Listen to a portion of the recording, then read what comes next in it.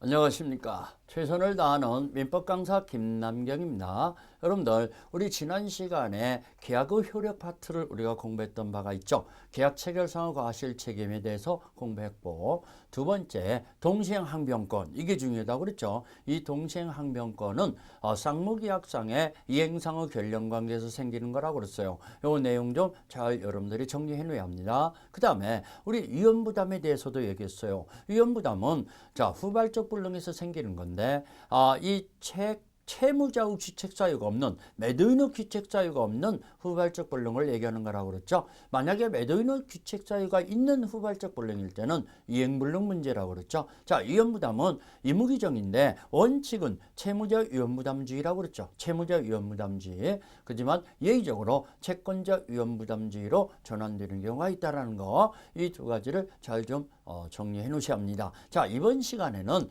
제3자를 위한 계약으로 들어갑시다. 이 제3자를 위한 계약도요, 별표를 꼭 해놓으세요. 왜? 매년 꼭 출제됩니다. 한 문제가 매년 출제되니까 이걸 좀 정리해야죠. 제3자를 위한 계약이다. 제3자에게 권리를 취득하게라는 내용이 있는 계약을 말하는 거죠. 예컨대 여러분들 쉽게 얘기하면은 여러분들이 어느 보험회사와 보험계약을 맺었다고 봅시다. 근데 보험금 수령권자는 여러분들의 자녀나 또는 배우자에게, 가족에게 수령권자를 정해놓는 경우 있잖아요. 그런 것들이 제3자에게 보험금을 수령토록 하는 내용 있는 계약이잖아요. 이런 것들을 제3자를 위한 계약이라고 그래요. 자, 예금계약이나 변제를 위한 공탁계약이나 또는 운송계약. 자, 제3자에게 어떤 물건을 운송해 주기로 택배회사와 계약을 맺을 수 있잖아요. 그런 것들이 다 제3자를 위한 계약에 속하는 거죠. 여기서 시험 문제가 잘 나오고 또 여러분들이 좀 알아야 할 것이 병전적 채무인수계약이죠. 병전적 채무인수계약은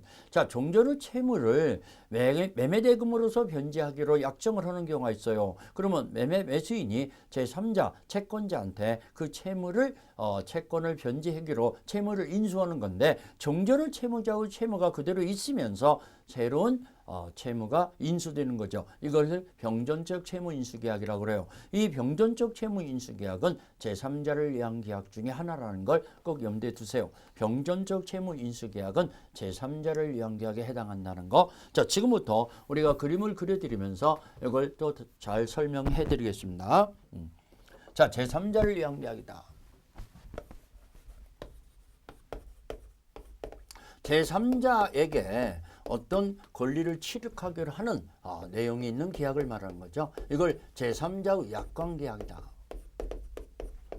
제3자에게 권리를 취득하기로 하는 내용이 있는 계약을 말하는 거죠. 제3자를 위한 계약. 우리 시험 문제가 나오는 쪽으로 사례를 들어볼까요? 이 건물을 갑과 을이 1억 원의 매매계약을 맺었어요.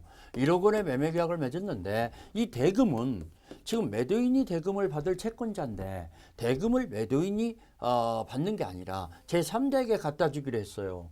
이 매매계약은 둘이 하나 맺었는데, 갑과 을이 하나 맺었는데 제3자에게 직접 거래를 취득하기로 하는 내용이 있는 계약이더라 이겁니다. 그걸 제3자에게 이 대금을 이행해 주세요라고 요청하는 자잖아요. 갑을. 이 자를 요약자라고 그래요.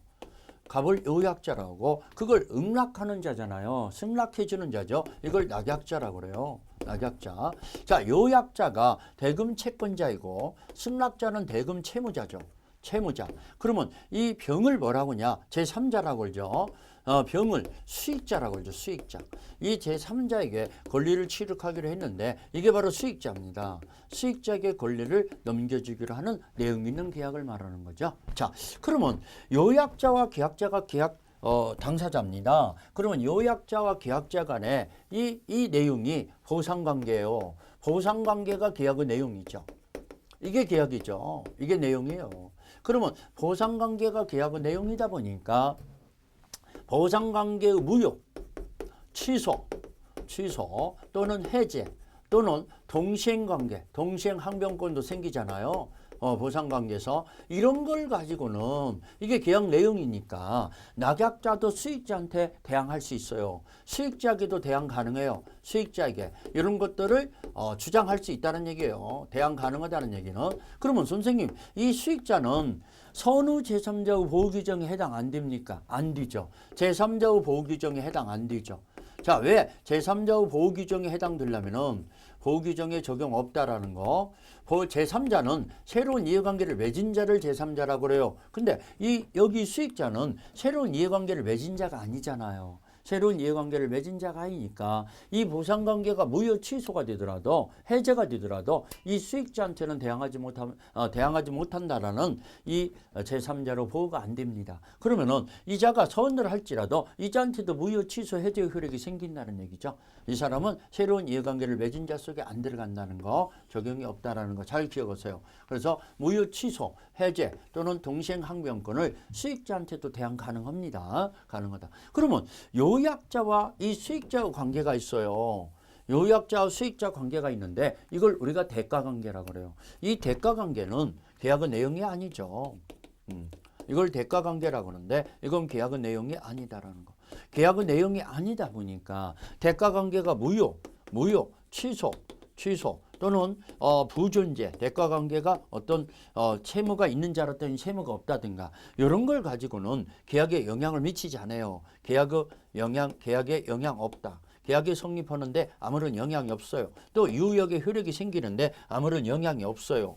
그러면 이런 대가관계를 가지고는 계약에 영향이 없다는 얘기는 대가관계를 가지고는 갑이 을한테 이행을 거절하지 못해요. 이거 무효를 주장 못해요. 을도 낙약자도 수익자한테 무효임을 주장하지 못해요. 계약에는 영향을 미치지 않는다. 계약의 내용이 아니다 보니까 그렇죠. 자, 그 다음에 또 정리하고 넘어갈 것은 자, 계약 당사자는 요약자가 낙약자입니다. 요약자와 낙약자 간에 이 계약을 하나를 맺은 거예요. 그렇기 때문에 계약 당사자만이 요약자, 낙약자만이 취소권, 해제권이 있지 수익자는 계약 당사자가 아니거든요. 그러면 수익자에게는 취소권, 해제권이 없다라는 거. 원상 회복 청구권도 없다라는 거. 수익자한테는 계약 당사자가 아니기 때문에. 그래서 이 수익자에 대해서 정리합시다. 수익자는 계약 당사자가 아니다. 계약 당사자 아니다. 그래서 당사자가 아니기 때문에 잘 들어요. 이 계약의 성립 당시에 이 수익자는 현존하지 않고 특정되지 않아도 돼요. 뱃속에 있는 태아도 수익자가 될 수 있어요. 설립 중에 있는 법인도 제3자가 될 수 있어요. 아무튼간 계약 당사자가 아니에요. 그래서 수익자는 취소권, 해제권 없다라는 거. 취소권, 해제권은 계약 당사자인 요약자와 낙약자만 있는 거죠. 그래서 수익자는 계약 성립 당시에 현존 특정할 필요가 없다라는 거. 그런 걸 주의하죠. 그러면 이 수익자에게 권리가 발생하려면은 낙약자에게 수익 의사표시를 해야죠. 낙약자에게 수익 의사표시. 수익 의사표시를 했을 때 해야 권리가 발생하죠. 그러면 이 수익 의사표시는 낙약자한테 해야 하는데 이것은 권리 발생 요건이죠. 권리 발생 요건이지 성립 요건이다 또는 효력 요건이다 이러면 틀려요. 자, 수익 의사표시가 돼야만이 이 채권이 수익자에게 확정된다는 얘기예요. 권리 발생 요건이라는 거. 세 번째, 그러면 낙약자 측에서는 수익자한테 수익 여부 확답을 요청해 볼 수도 있어요. 이것을 낙약자의 최고권이라고 그래요. 540조 낙약자의 최고권. 낙약자 측에서 수익자에게 수익 여부 확답을 요청해 보는 것을 낙약자의 최고권이라고 하는데 상당한 기간을 정해서 확답을 요청해요. 근데 상당한 기간 내에 확답이 없어. 확답이 없는 경우에는 수익을 거절한 것으로 본다. 여기서 문제 곧잘 잘 나와요. 수익을 거절한 것으로 본다는 거. 확답이 없는 경우에는. 자, 그 다음에 네 번째. 그러면 수익 의사표시를 했을 때 권리가 발생된다고 그랬죠. 채권이 확정된다고 그랬어요. 그러면 수익 의사표시를 한 후에는 계약 당사자가 요약자와 낙약자라고 그랬죠. 계약 당사자는 계약 내용을 수익 의사표시를 한 후에는 채권이 확정된 후에는 계약 내용을 변경 또는 소멸시키지 못한다는 거. 자, 계약 내용을 변경 또는 소멸시키지 못한다. 소멸시키지 못해요. 자, 수익 의사표시를 한 후에는 채권이 확정된 후에는 변경 또는 소멸시키지 못한다는 거. 자, 다섯 번째. 자, 낙약자가 이행을 안 해요. 낙약자의 채무불이행 생겼을 때는 낙약자의 채무불이행 사유가 생겼을 때, 자, 이 수익자는 계약 당사자가 아니라고 그랬죠. 수익자는 계약의 해제권은 못 얻죠. 수익자는 해제권은 없죠. 해제권은 없죠. 없고 손해배상 청구권은 어떻게 되냐 이겁니다. 있죠. 자, 이것이 시험 문제 나오기 때문에 이걸 얘기하려고 하는 건데 수익자가 손해가 발생했을 때 직접 낙약자한테 손해배상을 청구할 수 있다는 거. 해제는 못 하지만 요약자가 계약을 해제할 수 있죠. 요약자가 해제하면은 수익자는 낙약자한테 손해배상을 청구할 수 있다는 거. 자, 이게 또 시험 문제 나와요. 낙약자가 이미 대금을 이행을 했어요. 대금이 이행된 후에 이 매매계약이 무효 취소 해제됐다 이렇게 나와요. 무효 취소 해제됐을 때 대금 이행했던 부분을 반환 청구할 수 있냐 이겁니다. 이 수익자한테 이미 줬던 것을 반환 청구 못 한다라는 거.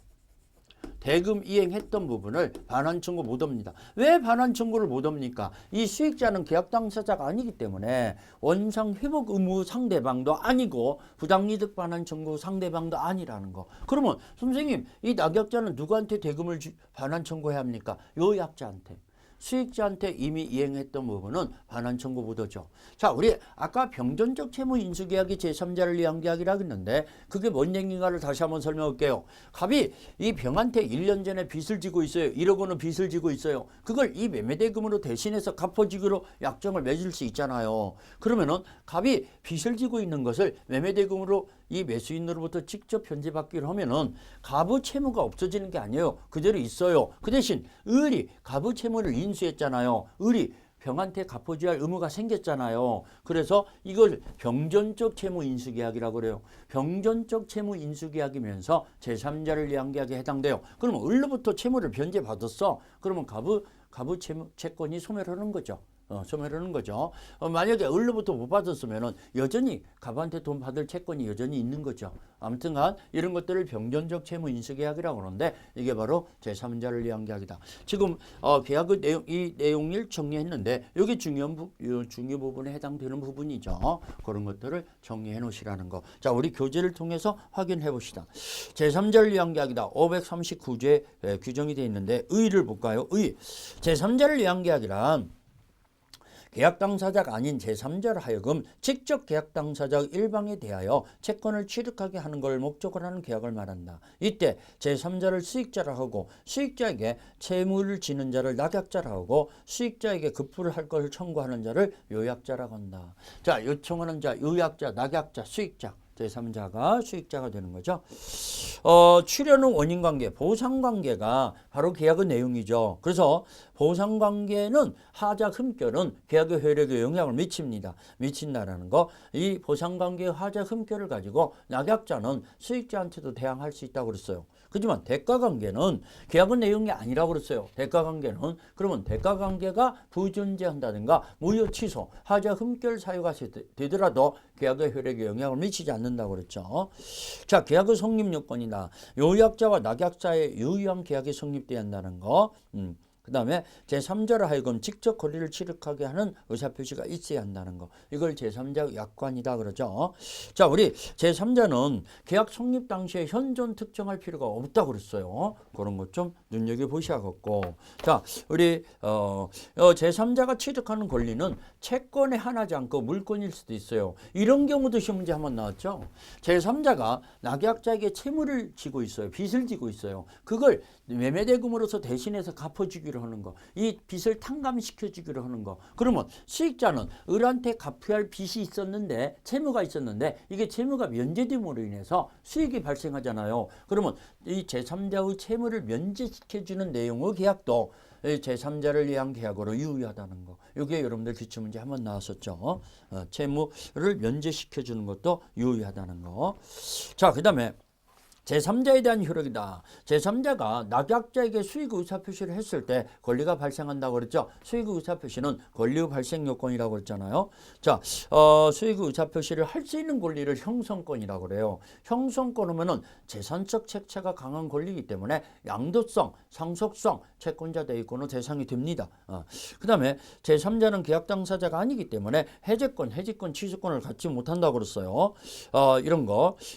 그 다음에 이 이 제3자가 요약자나 낙약자를 사기 강박을 하는 경우 있잖아요. 그러면 제3자의 사기 강박에 해당돼요. 왜? 계약 당사자가 아닌 자가 사기를 쳤으니까 제3자의 사기 강박에 해당되죠. 그러나 자, 이게 무효 취소 사유의 해제 사유에 의해서 제3자한테 대항하지 못하는 제3자의 보호 규정에 해당되는 새로운 이해관계를 맺은 자 속에는 안 들어간다고 그랬어요. 그래서 수익자는 제3자의 보호 규정에 해당되지 않는다고 그랬어요. 제3자 보호 규정에 적용되지는 않는다. 선의 제3자 보호 규정에 적용되지는 않는다는 걸 주의하시라는 거. 자, 요약자에 대한 효력이다. 요약자는 계약 당사자이기 때문에 낙약자에게 이행 청구권이 있고 또 낙약자가 이행을 안 하면은 계약을 해지하고 손해배상을 이 수익자한테 지급토록 청구할 수도 있죠. 그다음에 계약 해제권도 있는 거고.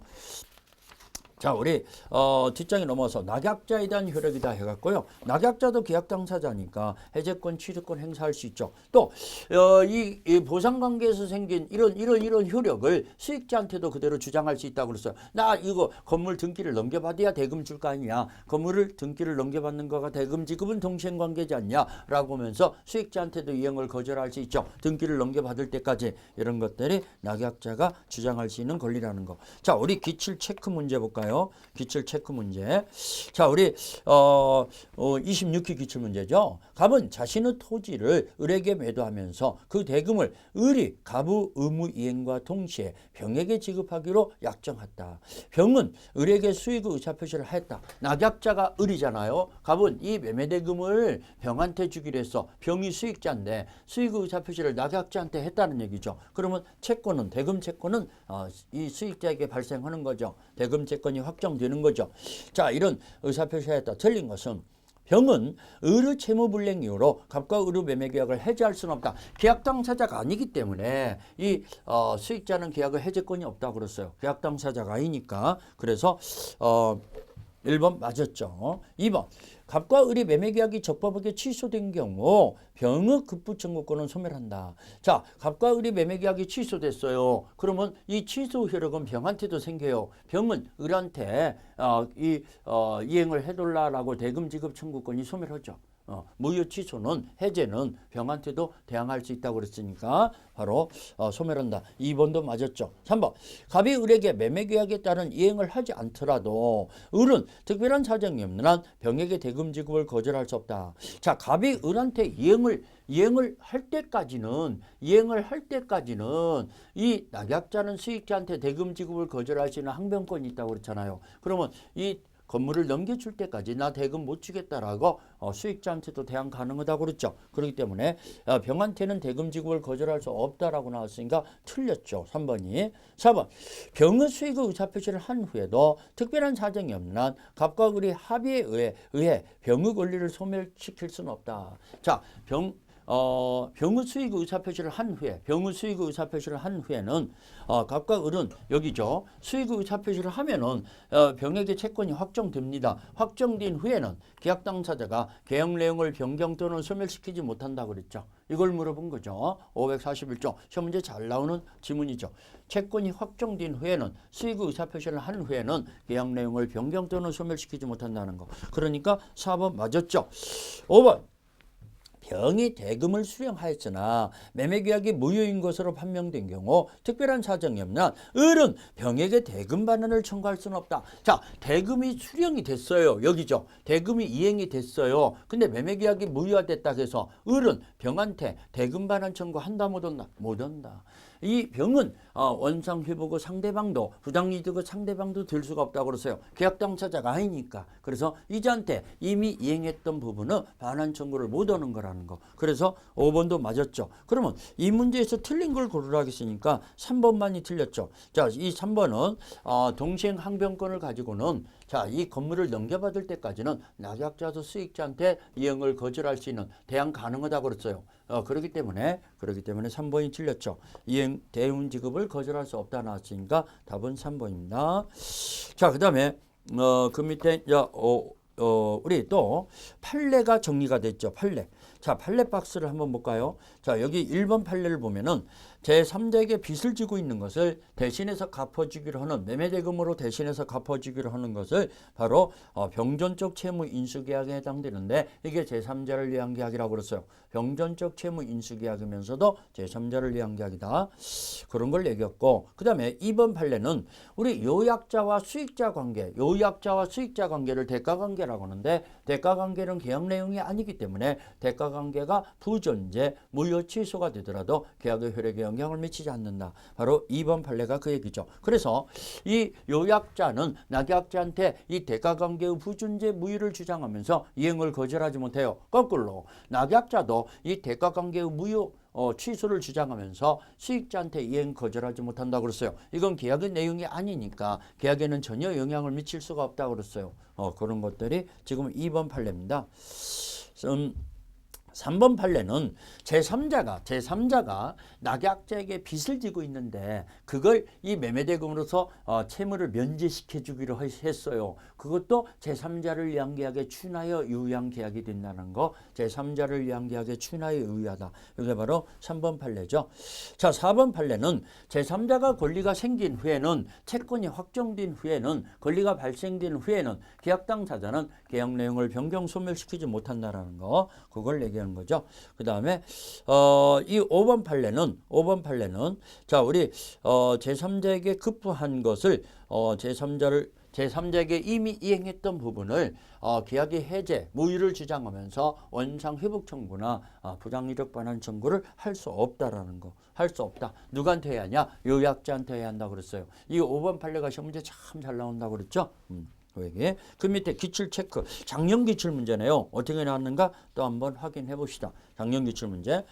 자, 제3자를 위한 계약에 관한 설명 중 옳은 것은 1번 제3자는 계약 체결 당시에 현존하고 있어야 한다. 현존할 필요가 없다고 그랬잖아요. 뱃속에 있는 태아도 제3자가 될 수 있다고 그랬잖아요. 제3자는 계약 성립 당시에 현존 특정할 필요가 없다라는 거. 그래서 1번 틀렸죠. 현존하고 있어야 한다 나왔으니까 2번 요약자의 채무불이행 이유로 제3자는 요약자와 나약자의 계약을 해지할 수 있다. 자, 제3자는 계약 당사자가 아니기 때문에 취소권 해제권이 없다고 그랬잖아요. 그러면 해지할 수 있다라고 나왔으니까 2번도 틀렸죠.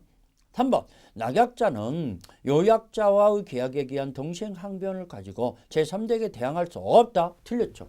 요약자에 가지고 있는 동시행 항변권을 가지고 수익자한테도 대항할 수 있다고 그랬어요. 그러면은 대항할 수 없다 나왔으니까 3번도 틀렸죠. 4번 제3자의 수익의 의사표시 후에 특별한 사정이 없는 한 계약 당사자가 합의로 제3자의 권리를 변경시킬 수는 없다. 오케이. 수익의 의사표시를 한 후에는 계약 내용을 변경 또는 소멸시키지 못한다 그랬어요. 그러면 수익의 의사표시를 한 후에는 계약 당사자가 변경 또는 소멸시킬 수 없다라는 거. 그러면 4번은 맞았네요. 답이 4번이네요. 옳은 걸 골라왔으니까. 5번 낙약자가 상당한 기간을 정해서 제3자에게 수익 여부 확답을 최고했음에도 그 기간 내 확답을 받지 못할 때는 제3자의 수익 의사 표시를 한 것으로 본다. 틀렸죠. 자, 여기 낙약자가 상당한 기간을 정해서 수익자에게 수익 여부 확답을 최고할 수 있다고 그랬죠. 그 기간 내에 확답을 받지 못하면은 수익을 거절한 것으로 본다고 그랬죠. 수익을 안 바꿨다는 뜻으로 본다는 거. 근데 수익의 의사 표시를 한 것으로 본다라고 나왔으니까 5번도 틀렸죠. 그럼 맞은 걸 고르라 했으니까 4번만 맞았네요. 4번만. 이런 식으로 기출화 되는구나. 여러분들이 빨리 감을 잡고 그 내용을 좀 숙지해야 여러분들이 좋은 성적으로 합격할 수 있습니다. 빨리빨리 여러분들이 중요한 핵심을 잃어버리지 말고 정리를 하셔야 한다는 거. 그걸 제가 도와드리는 거죠. 여러분들 이 강의를 들으시면서 이 내용을 잘 숙지하시라는 거. 자, 드디어 그래서 우리 계약의 제3자를 위한 계약까지 공부하다 보니까 계약의 효력 파트를 정리했어요. 자, 우리 총론 파트에서 마지막에 계약을 소멸시키는 파트가 있어요. 계약을 소멸시키는 파트가 계약의 해제라고 그래요. 그러면 해지는 유효한 계약을 소멸시키는 의사표시예요. 유효한 계약을 소멸시키는 의사표시인데 해제는 처음부터 계약이 없었던 걸로 돌아가는 거죠. 해지는 그동안의 계약은 유효했고 앞으로 계약을 소멸시키는 거죠. 자, 다시 한번 말씀입니다. 해제는 처음부터 소급적으로 원상 회복 의무가 돼서 계약을 체결한 바가 없는 상태로 되돌아가는 것을 해제라고 하고 해지는 계속적 계약에서 그동안의 계약은 유의했고 앞으로 장래에 향해서 계약을 소멸시키는 것을 해치라고 그래요. 그런 점에서 아무튼간 계약은 특유 제도죠. 유의한 계약에서 소멸시키는 의사표시라는 거 이런 것들을 염두에 두야겠죠. 자, 계약의 해체의 의의다 해갖고 쭉 나오고 우리 해제는 약정 사유 발생에 의해서 해제가 생기는 약정 해제권도 있죠. 그 다음에 법률 규정상 발생하는 해제권이 있어요. 그러면 약정 해제권, 법정 해제권 간단하게 얘기해 볼까요? 자, 우리 법정 해제권은 어떻게 해서 발생하는 거냐? 법정 해제권은 채무불이행 사유에서 생기는 거예요. 채무불이행 사유에서 생기는 것이 법정 해제권인데 약정 해제권은 어떻게 해서 발생하는 거냐? 약정 사유 발생이죠. 약정 사유 발생이나 또는 여러분들이 계약금만 지급된 상태에서 매도인이 마음을 바꿔먹고 나 미안하지만 안 팔겠어. 계약금 배액을 상관하면서 안 팔겠소라고 할 수 있죠. 매수인은 계약금 포기하면서 안 사겠소라고 할 수 있잖아요. 그러면 안 팔겠다, 안 사겠다는 것이 바로 해제인데 그 해제가 약정 해제권이죠. 계약금 계약의 해제를 얘기하는 거죠. 해약금 계약이라고 그러죠. 계약금 계약의 해제가 바로 약정 해제권이에요. 약정 사유 발생이나 계약금 계약의 해제. 두 번째, 이 법정 해제권은 자 상당한 기간을 정해서 촉구해야죠. 이행을 요청해야죠. 상당한 기간. 한 번 더 기회를 취한다는 얘기죠. 바로 해제한다는 것은 물론 최고가 필요 없는 경우는 바로 해제할 수 있죠. 근데 원칙적으로는 한 번 더 이행을 제공을 요청해보고 그래도 이행을 안 했을 때 해제할 수 있는 거죠. 그게 바로 최고라. 그렇지만 약정 해제권은 최고가 필요 없어요. 약정 사유 발생하면은 바로 해제할 수 있죠. 자, 법정 해제권은요. 채무불이행에 의해서 생기는 것이 법정 해제권이다 보니까 손해배상 청구권이 생겨요. 손해배상 청구권을 행사하는데 영향을 미치지 않는다 그래요. 왜? 채무불이행은 위법한 행위니까 그걸로 인해서 손해가 발생했으면은 법률 규정상 손해배상 청구권이 생기잖아요. 근데 약정 해제권은 손해배상 청구권이 생길 리가 없죠. 왜? 채무불이행이라는 사유가 약정 해제권 사유가 아니잖아요. 채무불이행이 있는 것이 아니기 때문에 손해배상 청구권이 생길 리가 없다는 거 이런 점에서 그러면 두 가지 다 공통점은 뭐 여러 가지죠. 계약의 특유 제도라는 거 두 가지 다 형성권이고 단독행위로서 상대방에게 도달했을 때 효력이 생긴다. 뭐 이런 것들이 다 공통점이죠. 이런 것들. 자, 법정 해제권, 약정 해제권 이 두 가지 차이로 발생하는 것이 바로 그 다음에 계약의 해체와 해치다. 계약의 해체는 아까 얘기했듯이 처음부터 계약이 없었던 거로 돌아가는 거지만 해치는 그동안의 계약은 유효하고 앞으로 계약을 소멸시키는 거라고 그랬어요. 자, 우리 그 다음 페이지로 넘어가서 이 합의 해제다. 이것 좀 밑줄 쳐놓으세요. 이것 좀 별표 놓으세요. 현재 참 잘 나와요. 이것 좀 정리해 봅시다. 합의 해제. 아주 잘 나오죠. 합의 해제나 합의 해치 다 똑같지요. 합의 해제나 해치. 자, 이것은요. 계약입니다. 계약. 자, 해제나 해치는 일방이 단독적으로 단독 행위로서 계약을 소멸시키는 의사표시잖아요. 그렇지만 여기는 쌍방이 매도인도 안 팔기를 원하고 매수인도 안 사기를 원했을 때 그러면 우리 없었던 걸로 합시다. 계약 맺은 바가 없는 걸로 돌립시다. 라고 합의가 되는 걸 얘기하는 거죠. 이걸 합의 해제라고 그래요. 이걸 해제 계약이라고 그래요. 그러면 합의 해제는요. 우리 민법의 해제에 관한 규정은 적용될 수가 없죠. 민법의 해제의 규정. 자, 우리 해제의 규정이 543조 이하의 규정이죠. 채무불이행에 의한 이행지체다, 이행불능이다 이런 걸 말하는 건데 543조 이하의 규정은 적용 없다라는 거.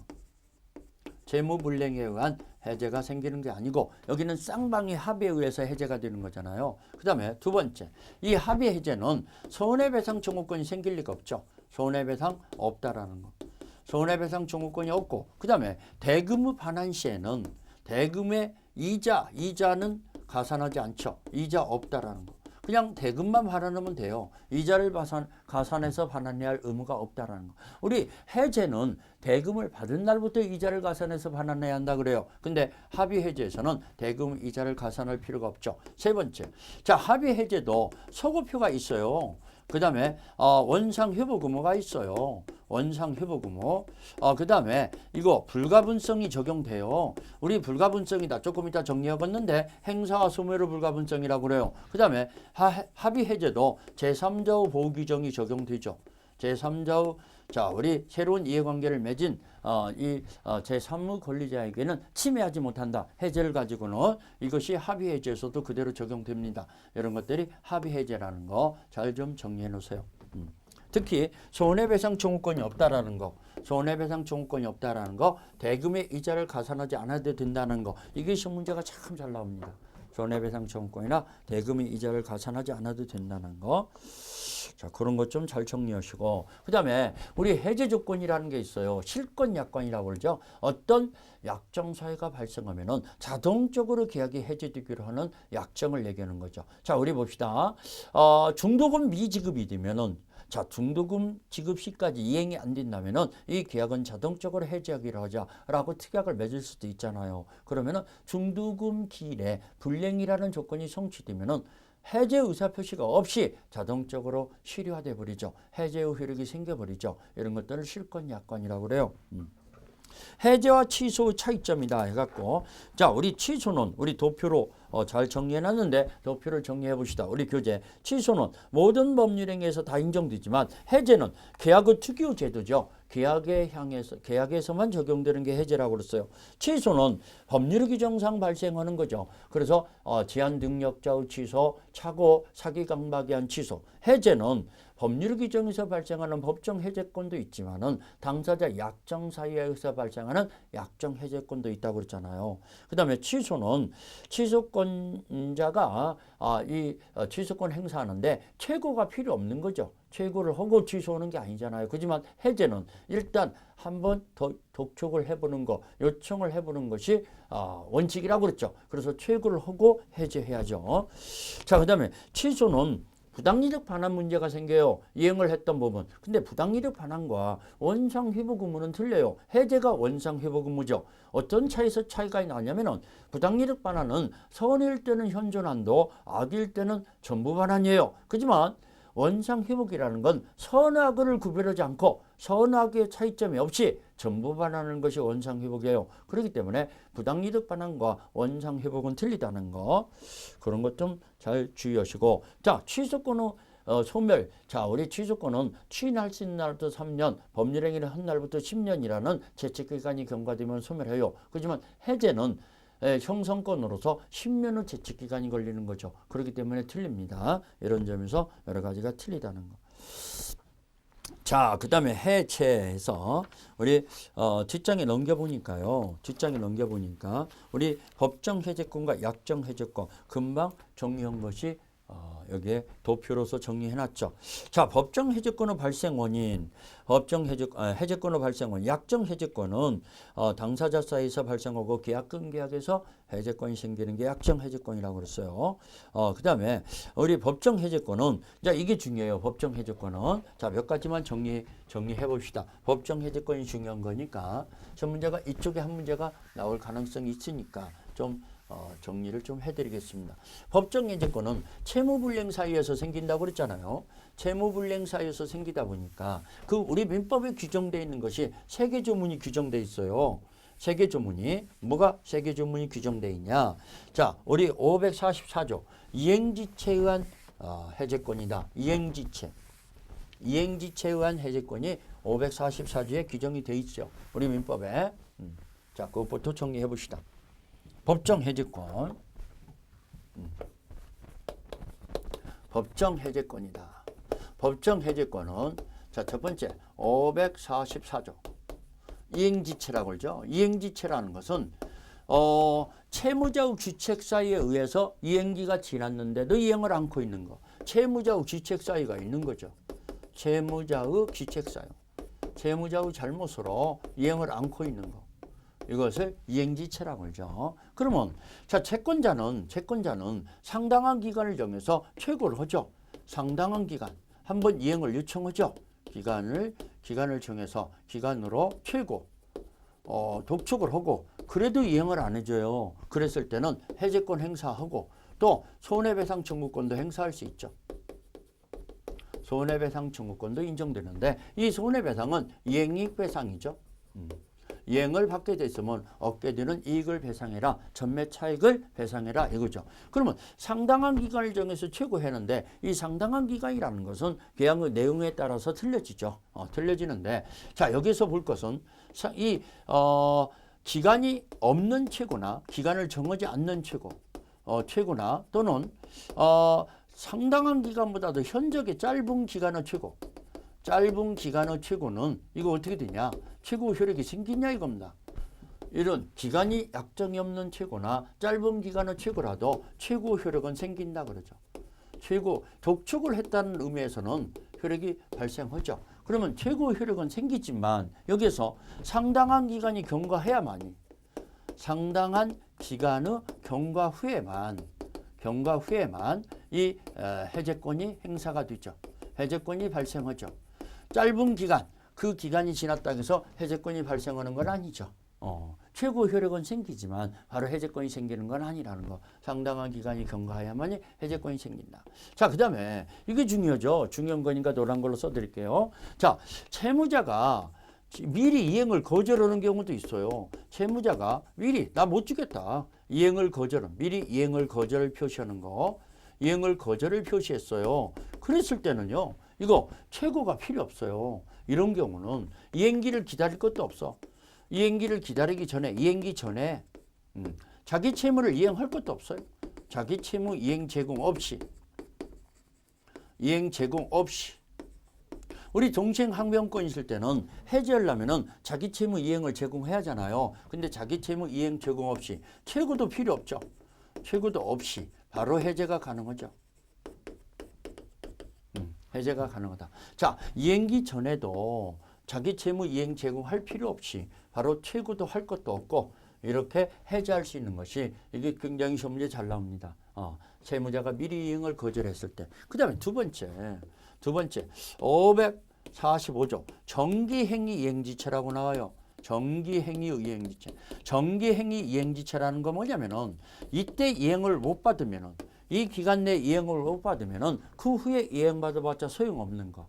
이때 이걸 정기행위 이행지체라고 그래요. 그러면 정기행위 이행지체는 그 기간 내 이행을 받아야만이 계약 목적 달성이 가능한 거잖아요. 그러면 그 후에 이행받아봤자 필요가 없는 거니까 이건 최고가 필요 없죠.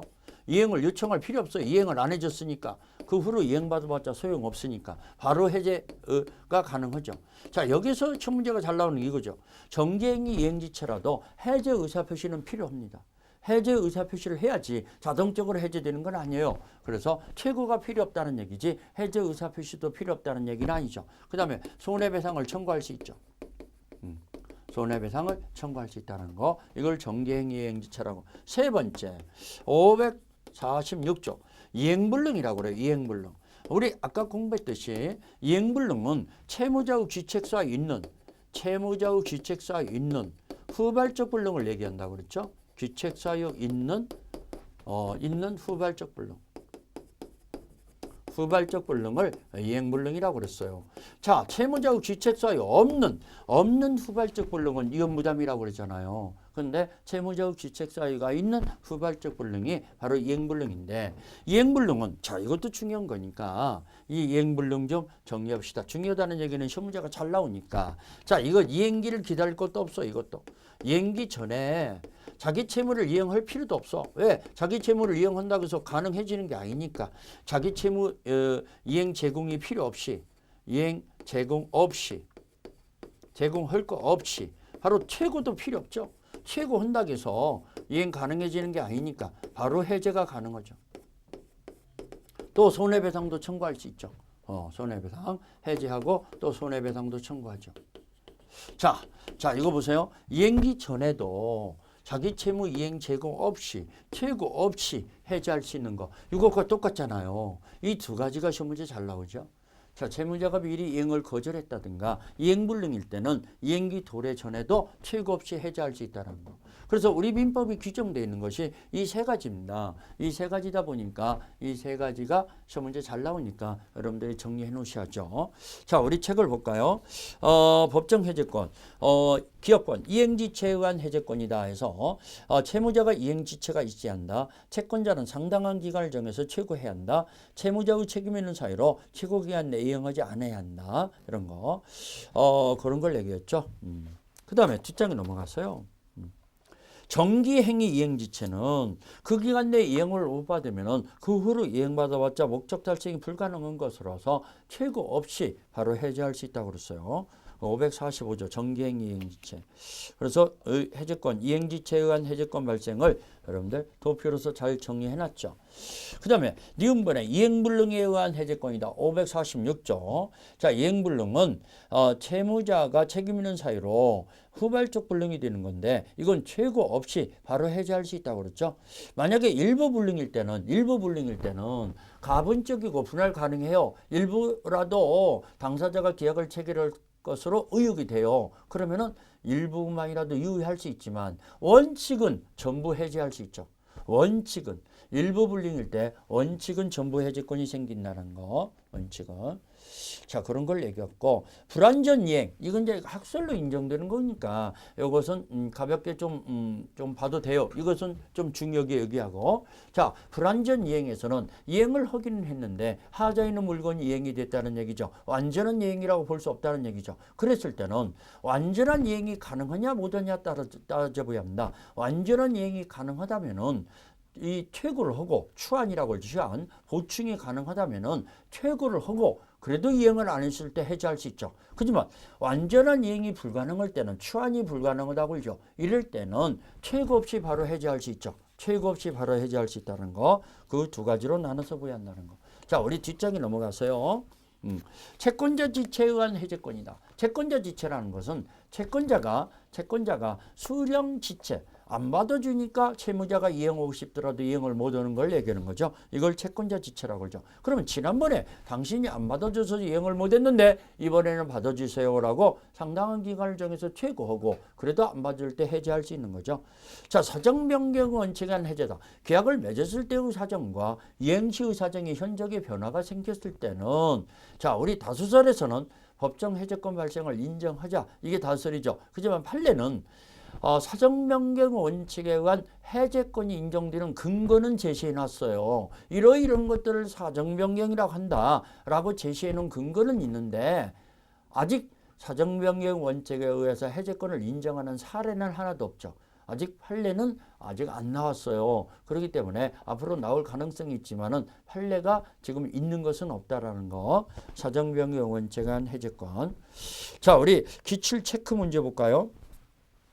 자, 우리 25위 기출문제네요. 계약의 해제에 관한 설명으로 틀린 것은 1번 계약이 적법하게 해제된 후에도 착오를 원인으로 그 계약을 취소할 수 있다. 착오를 원인으로 계약을 취소할 수 있다. 정확히 맞았네요. 1번이 여러분들 시험 문제 이거 4번이나 나왔어요. 4번. 이거 좀 꼭 좀 잘 기억하세요. 매수인이 중도금을 이행하지 않으니까 적법하게 계약을 해지했어요. 근데 매수인은 중도금을 이행하지 않았던 이유는 중요 부분은 착오를 일으켰으니까 이행하지 않았던 바가 있거든요. 그러면 매도인이 적법하게 계약을 해지한 후라도 매수인은 착오 이후로 다시 취소할 수 있다는 거. 그러면 손해배상 의무도 없어지고 계약금도 돌려받을 수 있고 이 매수인에게 더 커다란 이익이 있으니까 해제된 계약이라 할지라도 다시 취소할 수 있다. 라고 판결을 내렸죠. 그래서 1번 맞았죠. 2번 계약을 합의 해지한 경우에도 민법상 해제의 효과에 관한 제3자 보호 규정이 적용된다. 여기 여러분들 합의 해제가 되더라도 우리 제3자 보호 규정이 적용된다고 그랬죠. 제3자 보호 규정은 적용된다. 합의 해제가 됐더라도. 그러면 2번 맞았죠. 3번 매도 이행불능을 이유로 매도인이 이행불능 이유로 매수인이 계약을 해제하려면은 매매계약의 변제 제공을 해야 한다. 자, 이거 이행불능 여기 이행불능 이유로 계약을 해제할 때는 자기 채무 이행 제공을 해야 한다. 제공할 필요가 없다. 제공할 필요 없다고 그랬죠. 그럼 매도인이 이행불능 이유로 매수인이 계약을 해지하려고 그래요. 그러면 대금 지급할 필요 없이 바로 해지할 수 있죠. 최고도 없이 이행기를 기다릴 것도 없다고 그랬어요. 그러면 3번은 틀렸네요. 자기 대금 제공을 해야 한다라고 나왔으니 틀렸죠. 4번 토지 매수인으로부터 그 토지에 신축한 건물을 매수한 자는 토지 매매 계약의 해제로 인한 보호받는 제3자에 해당하지 않는다. 자, 여러분들 매매가 토지예요. 근데 그 매수인이 건물을 신축했는데 건물을 매매했어요. 그러면 토지 매매와 건물 매매는 틀리잖아요. 토지 매매와 건물 매매는 틀리니까 그 건물의 매수인은 새로운 이해관계를 맺은 제3자라고 볼 수가 없죠. 새로운 이해관계를 맺은 제3자가 아니니까 그 토지 매매 계약이 해제됐더라도 건물 매수인은 제3자의 보호 규정에 해당되지 않는다라는 거. 그렇죠? 그러면은 4번 맞았죠. 5번 공유자가 공유 토지에 대한 매매 계약을 체결한 경우 특별한 사정이 없는 한 공유자 중 1인은 다른 공유자와 별개로 자신의 지분에 관하여 매매 계약을 해제할 수 있다. 자, 공유자가 공유 토지에 대한 매매 계약이 체결한 경우 특별한 사정이 없는 한 공유자 중 한 사람이 다른 공유자와 별개로 자신의 지분에 관해서 매매 계약을 해제할 수 있다라는 거, 해제할 수 있죠. 그러면은 5번도 맞은 거고 틀린 것은 3번입니다. 자, 여기 두 가지 기회라고 그랬어요. 채무자가 미리 이행을 거절했을 때는 또는 이행 불능일 때는 이행기 도래 전에도 자기 채무 이행 제공 없이 또 최고도 할 것도 없이 바로 해제하고 손해배상을 청구할 수 있다고 그랬어요. 이 두 가지가 시험 문제 잘 나오니까 꼭 좀 주의하시라고 노란 걸로 정리해드렸었죠. 자, 아무튼간 그 문제입니다. 이게 자, 우리 매매계약의 해제에 관한 판례 문제가 쭉 나오는데 그것도 여러분들이 잘 정리해 놓으셔야겠는데 여기에서요 우리 그 박스 정리가 돼 있죠. 참고해 갖고 해제권을 발생하기 위해서 최고가 불필요한 경우 이것 좀 암기해 놓아야 합니다. 이행지체에 의해서 미리 채무자가 이행을 거절한 경우 또는 정기행위 이행지체 최고가 필요 없죠. 이행불능 불완전 이행에서 추환이 불가능한 경우 최고가 필요 없죠. 그 다음에 사정변경 원칙에 의한 법정 해제권 발생하는 다수설에서는 최고가 필요 없죠. 약정 해제권, 담보책임, 매도인의 담보책임에 의한 해제권은 최고 없이 해제할 수 있죠. 매수인은 이런 것들은 최고 없이 해제할 수 있다는 거. 자, 우리 해제권 행사에 대해서 이게 또 양이 좀 많아지니까 우리 해제권 행사는 다음 시간에 좀 정리하기로 하고 자, 이번 시간에 정리한 것이 우리 제3자를 위한 계약에서 정리했어요. 이거 한 문제 꼭 나옵니다. 제3자를 위한 계약은 이 제3자를 위한 계약에서 우리 수익자에게 권리를 취득하기로 하는 내용이 있는 계약인데 이 수익자를 중심으로 알아내야겠죠. 근데 수익자는 계약 당사자가 아니에요. 계약 당사자가 아니기 때문에 계약 내용에 무효 취소 해제 사유가 생겼더라도 그 취소권 해제권 행사 못하죠. 그 대신 이 수익자는 선의 제3자 보호 규정도 해당 안 돼요. 그렇죠? 그러면 요약자, 낙약자가 계약 당사자인데 둘 사이의 계약 관계가 보상 관계예요. 그 보상 관계가 무효 취소 또는 동시행 항변권을 가지고 수익자한테도 대항 가능하다 그랬어요. 수익자는 계약 성립 당시에 현존 특정할 필요도 없다 그랬어요. 자, 낙약자 측에서 수익자에게 수익 여부 확답을 요청할 수 있어요. 근데 확답이 없으면은 수익을 거절한 것으로 본다 그랬어요. 수익의 의사 표시를 낙약자한테 한다겠는데 낙약자한테 하면은 권리 발생 요건으로 채권이 확정된다고 그랬죠. 그러면 채권이 확정된 후에는 계약 당사자가 계약 내용을 변경 소멸시키지 못한다는 거.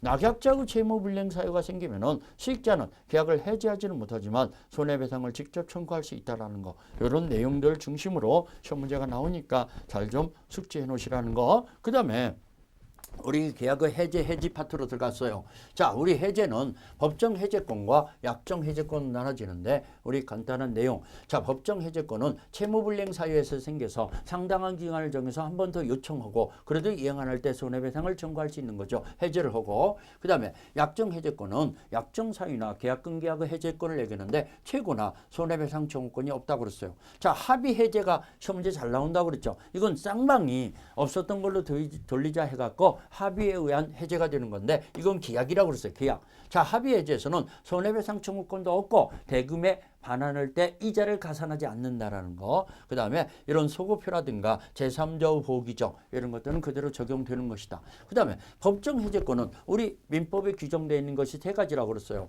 자, 이행지체, 채무자의 귀책사에 의해서 이행지체를 했을 때 상당한 기간을 정해서 한 번 더 촉구를 하고 그래도 이행을 안 할 때 해제하고 손해배상을 청구한다는 거.